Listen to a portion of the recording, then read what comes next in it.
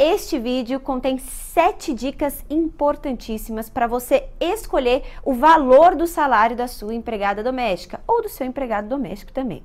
Mas antes de nós começarmos e passarmos para o conteúdo, eu indico que compartilhe esse vídeo com todos aqueles empregadores domésticos que você sabe que tem dificuldade em fazer o salário ou tem dificuldade em entender o salário da empregada doméstica, para que eles não fiquem com dúvida. E assim, esse conteúdo também acaba chegando para mais empregadores domésticos que precisam.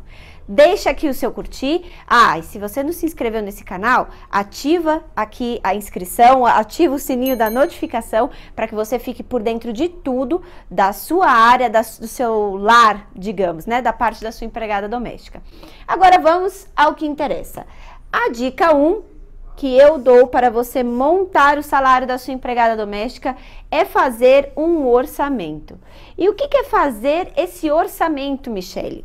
Esse orçamento é você fazer a análise de quanto você pode gastar dentro da sua casa. O que seria essa análise? Eu sei que você tem as contas fixas da sua casa, que pode ser uma conta de luz, uma conta de gás, um aluguel, um condomínio. Essas são as suas contas fixas, dentre outras que são aquelas que você paga todo mês. Dentre desses valores que você gasta todo mês, você tem que ver o valor que acaba ficando para você poder investir nessa empregada doméstica que vai ajudar no dia a dia e na rotina do seu lar. Esse orçamento, inicialmente, é fazer uma análise dos valores que você pode gastar. Depois de fazer essa análise e ter o valor certo daquilo que você pode gastar com o seu colaborador doméstico, eu indico que escolha um contrato que cabe no seu bolso.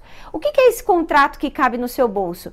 Para você contratar esse colaborador doméstico, você pode contratar como prestador de serviços diários, e nesse prestador de serviços diários, ele pode ir até 2 vezes na semana na sua casa. E nesse caso, você vai pagar somente o valor da diária. Então, se o orçamento da sua família cabe apenas pagamento de diária, você tem que contratar uma diarista. Depois disso, nós temos o contrato individual de trabalho doméstico, que é aquele com 8 horas diárias e até 44 horas semanais. E se você fizer um acordo, dá para fazer até 12 por 36 a jornada, que é aquela jornada de 12 horas de trabalho direto por 36 de descanso. Esse é o contrato individual de trabalho do empregado doméstico. E nesse caso, você tem que pagar ou o salário mínimo vigente, ou então você vai pagar o valor do salário do piso da categoria, que está onde esse piso da categoria? Na convenção coletiva de trabalho do doméstico da sua região. Então, você tem que olhar na sua região se tem um sindicato do empregado doméstico e verificar qual que é o valor do piso da categoria. Se não tiver essa convenção coletiva, esse sindicato do doméstico, você vai pagar o salário mínimo. Agora, tem um contrato por tempo parcial, que são até 25 horas na semana que o seu colaborador doméstico trabalha, e você paga proporcional a esse tempo de trabalho que ele faz. Então, temos esses 3 tipos de modalidade, mais o contrato por prazo determinado doméstico, que tem que ter casos de transição ou de substituição de um empregado doméstico que você tem e está afastado do trabalho e você precisa colocar alguém no lugar dele. Então, escolha um contrato que cabe no bolso, que cabe no orçamento da sua família que você já montou. Seguindo nossas dicas. Dica número 2. Entenda a diferença dos contratos. Isso aqui é uma continuidade do que eu estava falando na dica 1. O contrato individual de trabalho e o contrato por tempo parcial, a diferença deles é tempo. Por que tempo? Porque no contrato individual de trabalho doméstico, foi como eu falei, você tem um contrato com 8 horas diárias que o seu colaborador doméstico trabalha até 44 horas semanais. Se você está precisando desse tempo dentro da sua casa e você pode pagar um salário, que é o piso da categoria do sindicato do doméstico da sua região, então esse piso da categoria está na convenção coletiva de trabalho do doméstico, ou se não tiver esse piso da categoria, esse sindicato do doméstico na região, se você pode pagar um salário mínimo e você precisa desse tempo de 8 horas diárias até 44 horas semanais, ou no caso do acordo, 12 horas de trabalho por 36 de descanso, faça esse contrato. Lembrando que os valores que você irá gastar serão esses que eu acabei de falar. Piso da categoria, que está na Convenção Coletiva de Trabalho Doméstico da região, ou então você vai pagar o valor de 12 por 36, que também é o mesmo valor do piso da categoria ou salário mínimo. Contrato por tempo parcial. O contrato por tempo parcial também é tempo, onde o seu empregado doméstico, ele só pode trabalhar até 25 horas na semana. Pode trabalhar 20 horas? Pode. Pode trabalhar 18 horas na semana? Pode. 10 horas na semana? Pode. 3 horas na semana? Pode. O que não pode? Ultrapassar as 25 horas na semana. O salário dele é proporcional ao tempo que ele trabalha. Então, é um salário que provavelmente vai estar abaixo do valor que você gastaria no contrato individual de trabalho doméstico. Dica de número 3. Como escolher o salário? No contrato individual de trabalho doméstico, como eu falei, ou você vai pagar o valor que está na convenção coletiva de trabalho do sindicato do doméstico da sua região, que fica no piso da categoria.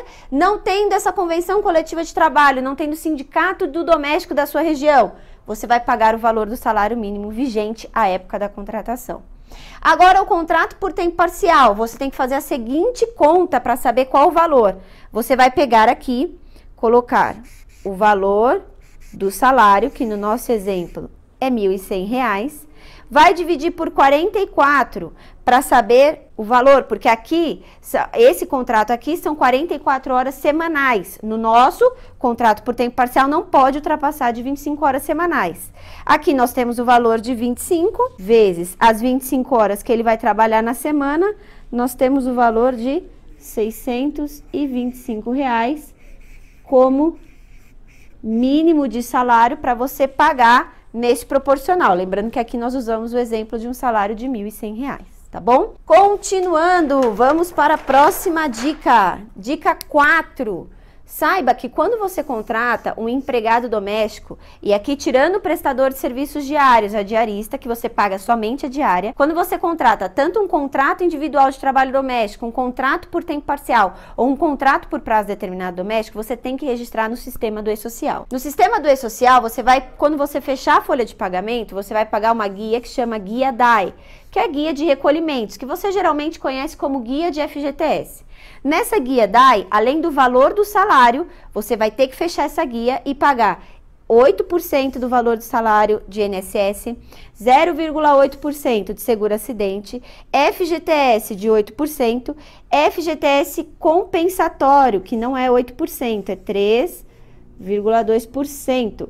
O que é esse FGTS compensatório? Esse FGTS compensatório é que no doméstico você paga de adiantamento o valor do fundo de garantia da multa de 40%, como se você fosse um seguro se você dispensar o seu empregado doméstico sem justa causa. Então, se você dispensar o seu empregado doméstico sem justa causa, no caso do empregado doméstico, a multa de 40% já está paga, você não precisa pagar de uma vez, porque você paga como um adiantamento, como um seguro, caso você faça a rescisão. E por isso, quando você dispensa em outras formas, que não é sem justa causa, você pode receber essa porcentagem de 3,2% de volta. Mas isso é assunto para outro vídeo, porque hoje nós estamos falando de salário. Depois nós temos os adicionais.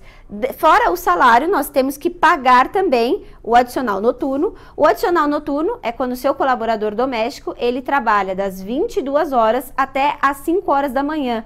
Cabe adicional sobre essa hora, é o adicional noturno. As horas extras é quando ele trabalha a mais que o período que ele foi contratado. Então, por exemplo, se o seu empregado foi contratado para trabalhar 8 horas diárias até 44 horas semanais e numa semana ele trabalha 46 horas, sendo 44 horas semanais o prazo que ele foi contratado, ele trabalhou 46, temos 2 horas extras nessa semana. Essas horas extras são pagas com adicional. As gratificações são aquelas que estão na convenção coletiva de trabalho do doméstico da sua região. Então, pode ter um vale-cesta, pode ter um vale-refeição, o que a convenção coletiva de trabalho do doméstico trouxer como gratificação. Temos também o 13º salário, que vem sempre ao final do ano, nos meses geralmente de novembro e dezembro, quando vai pagar de forma parcelada. Agora, o que é muito importante, não pode descontar vestuário. Então, se tiver um uniforme que o seu empregado doméstico usa na sua casa, não pode descontar. Alimentação, o que ele come. Se ele almoça na sua casa, você não pode descontar do salário. Higiene, então se ele mora na sua casa e você dá um sabonete, uma toalha de rosto, um shampoo, você não pode descontar do salário de forma alguma. Dica 5. Até quando você pode pagar o seu empregado doméstico? Até o 5º dia útil do mês seguinte. Então, por exemplo, se o mês de outubro o seu empregado doméstico trabalhou inteiro, temos o mês de novembro, até o 5º dia útil do mês de novembro você tem que pagar o salário.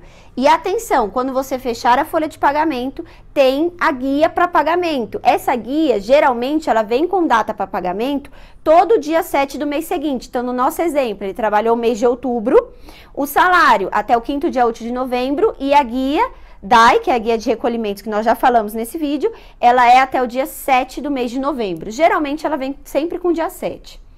Depois disso, tem a dica 6, que é muito importante, porque é uma pergunta que eu recebo muito.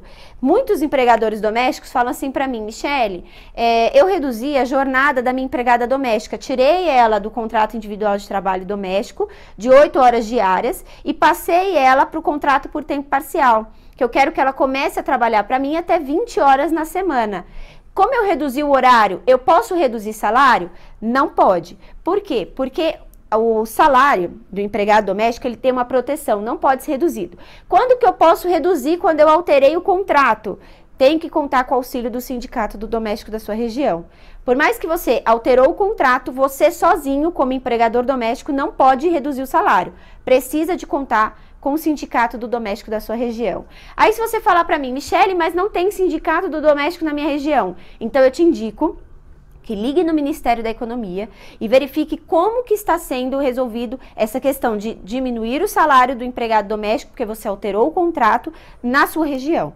Tem que solicitar essa informação. Não faça sozinho, porque o princípio é que não pode reduzir salário. Depois disso, nós temos a dica 7. A dica 7 é porque no caso do contrato de trabalho doméstico, existem as obrigações domésticas. E uma obrigação do empregador doméstico é guardar todos os documentos do seu colaborador doméstico.